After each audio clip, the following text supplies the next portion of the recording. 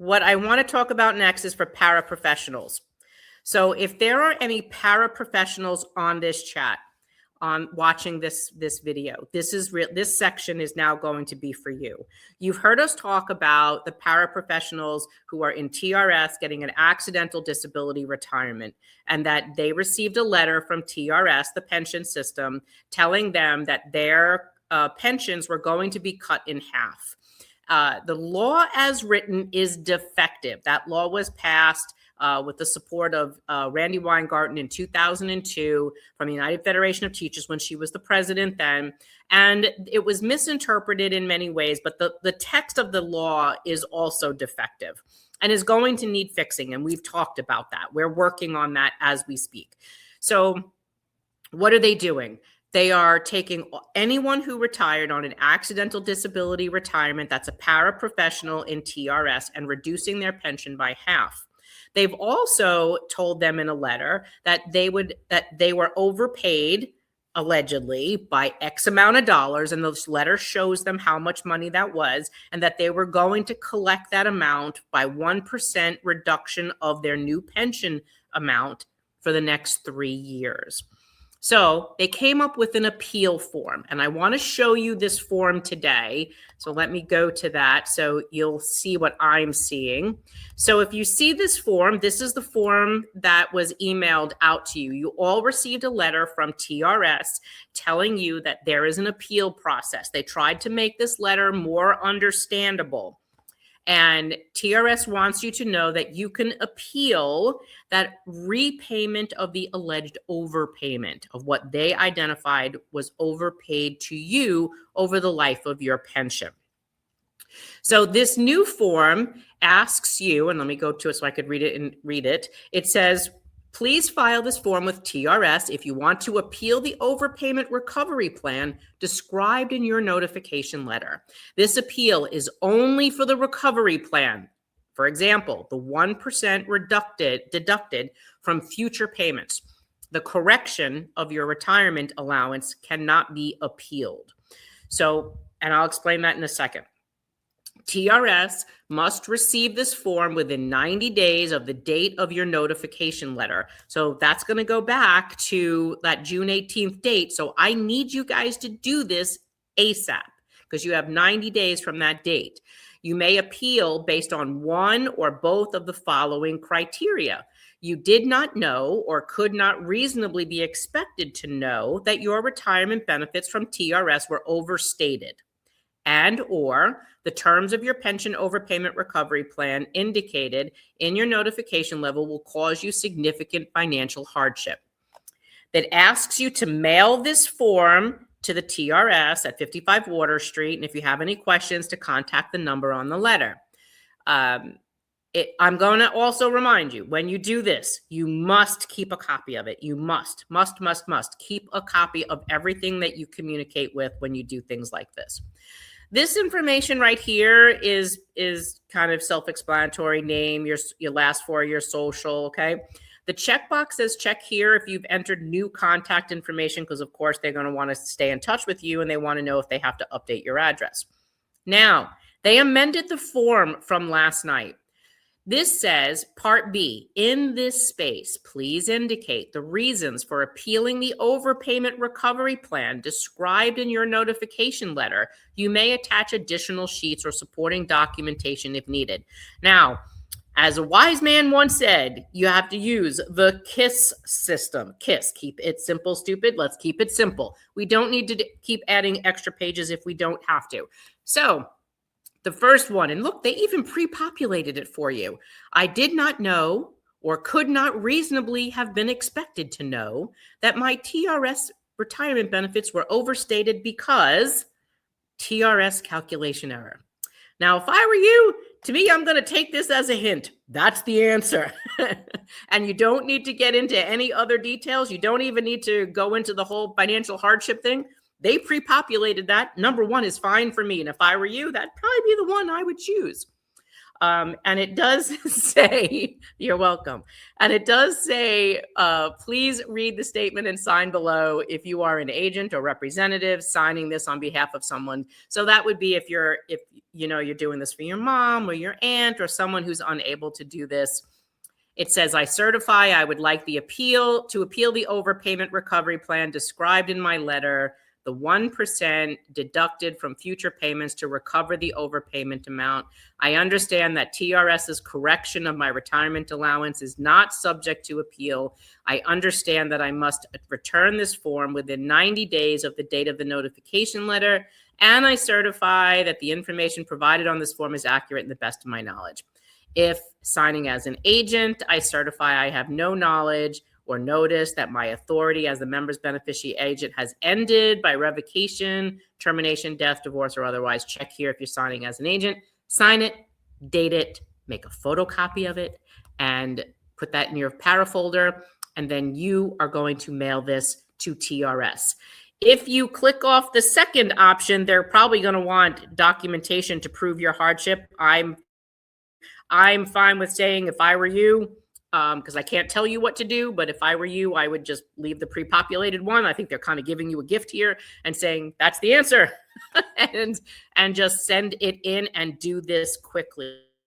Okay, so Anne, this was yesterday's, what do we cross out? So you don't need to cross out anything on here, and let me explain that to you. So in the guidance we gave you the other day, we said, you know, if you didn't like that statement, you can cross that out and initial it.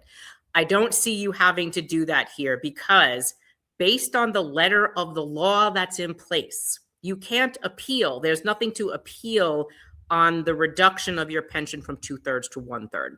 So the advice that we're giving you is this is for the overpayment only. The only thing that's going to be able to fix this, and guys, you know how passionate we are about fighting injustices. We've been doing this for 5 years, day and night, 24/7. Our board, our members have just been working their buns off to make sure that justice comes your way. In this situation, the law literally states that you are supposed to get a 1/3 pension, not 2/3. I understand the justification is different, the interpretation, but this was just a poorly written law, and that law needs to be changed.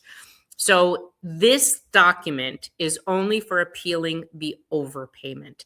There is nothing that we're able to see that we went through 4 attorneys to appeal the reduction from 2/3 to 1/3.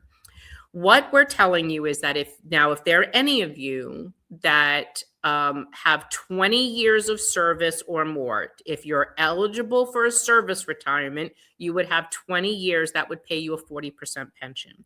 If you had 25 years, you'd be entitled to a 50% pension. And we know that's not most of you.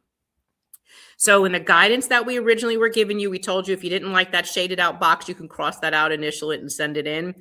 There's really nothing for you to do in this form. This form, they're literally saying, we did this. This appeal is only for the overpayment. That this is not an appeal for the reduction from 2/3 to 1/3. So, Anne, I hope that clarifies that based on this new revised guidance from TRS, this new letter that they just sent you, this new form that just came out today. Okay. I know I would like to, scream from the rafters that this is unfair, and it is unfair. But this form is only for the overpayment. So there's nothing to cross out. My suggestion to you is they're pre-populating one. That's kind of like a hint. Just check off that, sign the bottom, and send it in. And that will stop that overpayment collection. Okay, that money's the amount that they put in your letter. So that's a partial help. I know it's not a huge help, but that will then waive that, and that's really a temporary. This is how do I explain that? I don't want to minimize what has happened to you, because what's happened is absolutely horrific, that they reduced your pension by 50%. This will at least stop them from taking that 1% back over the next 3 years, okay? The rest of it, the reduction, we're going to have to change that law. And this is why I said to you, it's not impossible. This is a heavy lift because the legislature is out of session. But what we need to do is what you actually kind of did last night when you guys got that email, as did I, from Randy Weingarten and Michael Mulgrew, that says this is unfair, it's inhumane. And we're like, where the hell have you been for 2 months? And we're like, okay, you're with us now? Thank you. Now let's fight. Because now what's going to have to be done is a bill has to be drafted to amend Section 605 of the retirement law so that you could keep the pension that you have. I do believe the intent of the union at the time was that you would get 2/3. The way it was worded was very poor, and that I believe the intent would have been, especially your titles that were eligible for workers' comp, that you would have part of your pension from TRS, and if you did collect workers' comp, the whatever was collected from workers' comp would offset that 2/3. So you could technically get your pension from 2 different places, just not the same place. Now, if you're not getting comp, then all of it would come from, TRS. So there's going to have to be some language fixes, and I'm going to pray, say my rosaries every single night that UFT is going to take the lead on that, because that's really where it needs to come from. And they would have our support, I'm sure, fix parapay and fix retiree benefits, because we did start this movement, to be honest with you. Let's see. Marie is saying, will the new law include paras or just going forward? So that's a really good question, and I would like to see that it covers everybody. I would like to see that this does provide a 2/3 disability retirement with a 100% workers' comp offset. And what that means is you'd be entitled to 2/3 accidental disability pension. And if you were collecting workers' comp, because you're not supposed to make more than the amount. So you would, if the law says you would get you're entitled to 2/3 your final average salary for an accidental disability retirement. And with a workers' comp offset, you would get 2/3.